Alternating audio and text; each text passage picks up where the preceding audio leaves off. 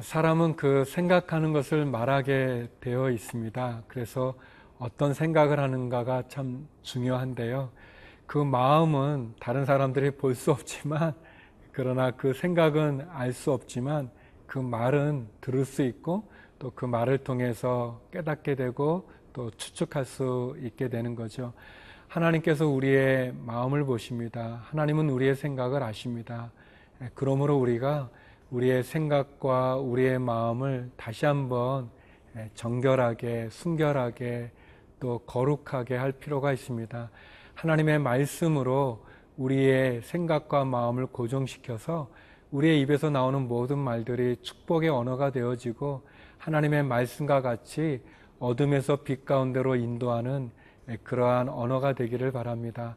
하나님, 우리에게 생명을 주시는 그 언어를 주셨습니다. 다른 사람을 치유하고 회복시키고 살리는 그런 언어로 하나님께 영광 돌리는 저와 여러분이 되길 바랍니다.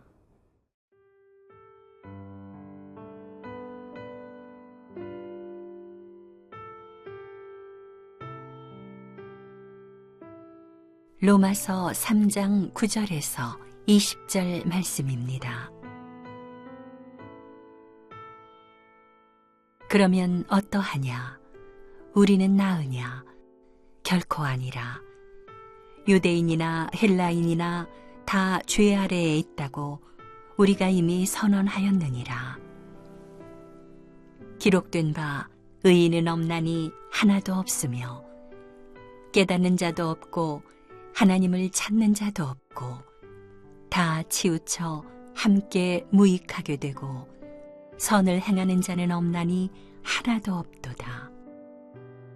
그들의 목구멍은 열린 무덤이요 그 혀로는 속임을 일삼으며 그 입술에는 독사의 독이 있고 그 입에는 저주와 악독이 가득하고 그 발은 피 흘리는 데 빠른지라. 파멸과 고생이 그 길에 있어 평강의 길을 알지 못하였고 그들의 눈앞에 하나님을 두려워함이 없느니라 함과 같으니라. 우리가 알거니와 무릇 율법이 말하는 바는 율법 아래에 있는 자들에게 말하는 것이니 이는 모든 입을 막고 온 세상으로 하나님의 심판 아래에 있게 하려 함이라. 그러므로 율법의 행위로 그의 앞에 의롭다 하심을 얻을 육체가 없나니 율법으로는 죄를 깨달음이니라.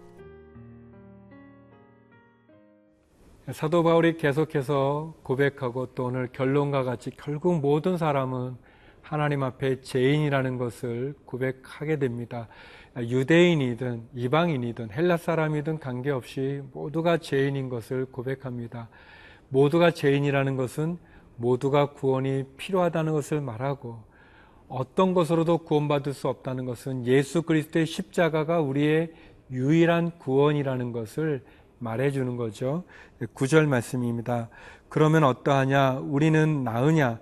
결코 아니라. 유대인이나 헬라인이나 다 죄 아래에 있다고 우리가 이미 선언하였느니라. 의인이 없다는 거예요. 모든 사람이 다 죄인이라는 거죠. 유대인이든 또 이방인 헬라 사람이든 하나님의 율법을 소유한 사람이든 하나님의 율법이 없는 사람이든 다 죄인이라는 것입니다. 계속해서 보면 의인이 없다, 하나도 없다, 깨닫는 자, 하나님 찾는 자, 선을 행하는 자 없다, 없다, 없다. 결국 모두는 하나님 앞에 죄인이다라는 것이 사도 바울이 우리에게 이야기하는 우리의 실존의 모습입니다. 우리의 현실이죠. 결국 우리의 모습이 이 목구멍이 열린 무덤 같다 그랬는데 이스라엘 사람들은 이제 매장 문화가 아니라 이제 이렇게 동굴 같은데 이렇게 시신을 이렇게 던져 넣어서 그 동굴을 이제 돌로 막는 그런 형식인데요. 그러니까 이제 시체가 썩죠. 썩으면은 그 악취한 냄새가 나지 않습니까? 우리의 목구멍이 열린 무덤 같다라는 거는 그 무덤 안에 있는 그 악취가 그 썩는 냄새가 나는 거죠. 그 무덤을 막고 있는 돌을 치우면 말이죠. 우리가 그렇다는 겁니다. 사람이 그렇다는 거죠. 그런 모습입니다.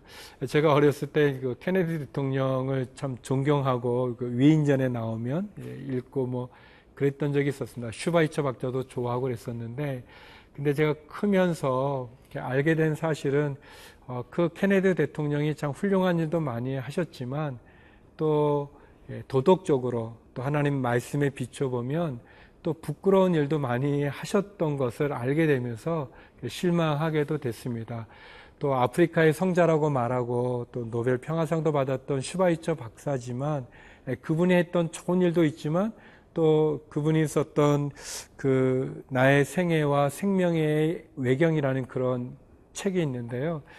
그 책을 보면은 또 슈바이처 박사가 그렇게 훌륭하기도 하지만 본인 스스로 썼던 것처럼 또 아프리카 사람들과 겪었던 또 안 좋은 많은 일들이 그 이면에 감춰진 그런 부끄러운 부분들이 있다는 것을 보면서 과연 누구를 존경할 수 있을까, 누구를 위인이라고 말할 수 있을까라는 그런 그 고민을 또 그런 질문을 하게 됐습니다. 그렇죠. 사람이 우상이 될 수 없어요. 사람이 다 부족함이 있습니다. 훌륭한 면도 있지만 연약한 모습도 있고 또 화려한 모습도 있고 선한 모습도 있지만 그 이면에 어두운 모습도 있고 악한 모습도 있는 것을 보게 됩니다. 그것이 우리의 실존이죠. 하나님 앞에 죄인일 수밖에 없고 다 범죄할 수밖에 없는, 그래서 선한 것도 하나 없는 우리의 모습이 바로 우리의 현 주소입니다. 그래서 우리는 하나님 앞에 우리의 죄를 고백하고 그분 앞에 엎드릴 수밖에 없는 거죠. 겸손할 수밖에 없는 거죠. 나의 연약한 모습을 내가 알기 때문에 또 하나님이 아시기 때문에 우리가 겸손하게 하나님 십자가 앞에 나가 그분의 그 보혈의 피로 깨끗함을 받는 그 은혜가 우리 모두에게 필요합니다.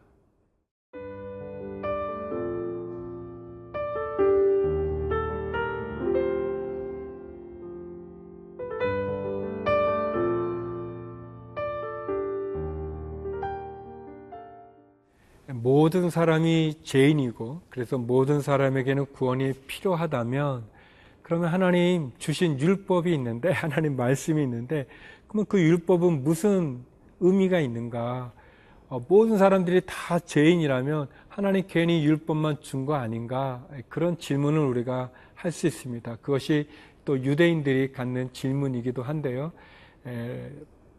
바울은 아주 분명하게 이야기합니다. 율법이 필요 없는 것이 아니라 예수님의 십자가가 율법을 폐하는 게 아니라 율법을 완성하는 것이다. 율법은 뭐냐?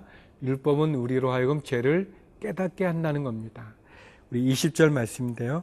그러므로 율법의 행위로 그의 앞에 의롭다 하심을 얻을 육체가 없나니 율법으로는 죄를 깨달음이니라. 율법은 우리로 하여금 우리가 얼마나 큰 죄인인지를 가르쳐 주는 겁니다. 내가 죄인이라는 것을 깨닫게 해주는 거예요.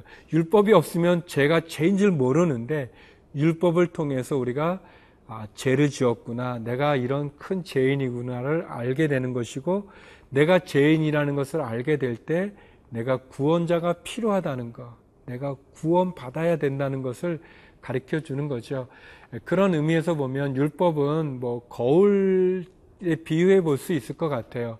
뭐 이렇게 약간 한계가 있는 비유긴 하지만 그래도 우리가 이제 거울을 보면 우리가 어디가 더러운지 뭐가 묻었는지를 알 수 있지 않습니까?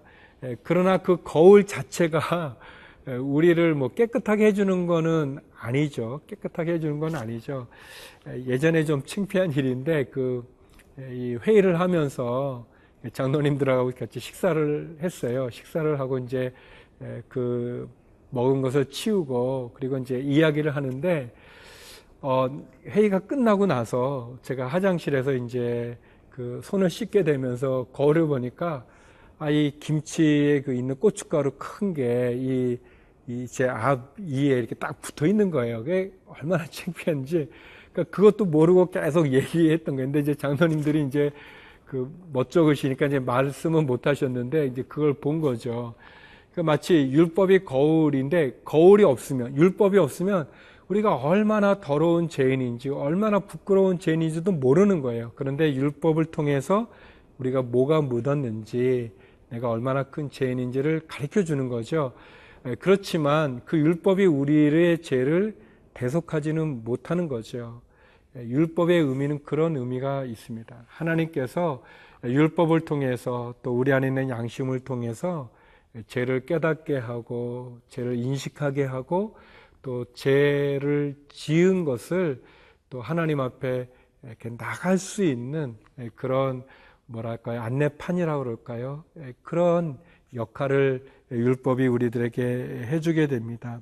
하나님은 율법을 통해서 우리가 얼마나 큰 죄인인지를 가르쳐 주시고 또 율법을 통해서 결국 율법 외에 다른 길이 우리에게 필요하다는 사실을 가르쳐 주는 거죠. 그래서 십자가가 참 놀라운 은혜입니다.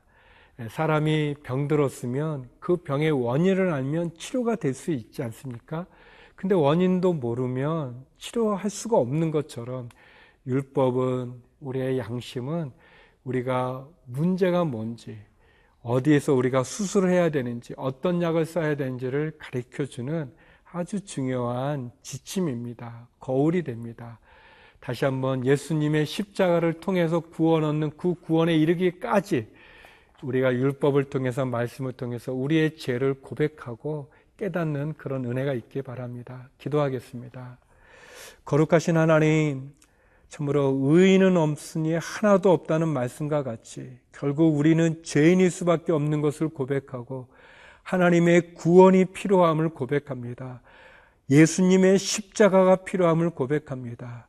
십자가로 얻는 그 구원의 은혜로 우리를 인도하여 주옵소서.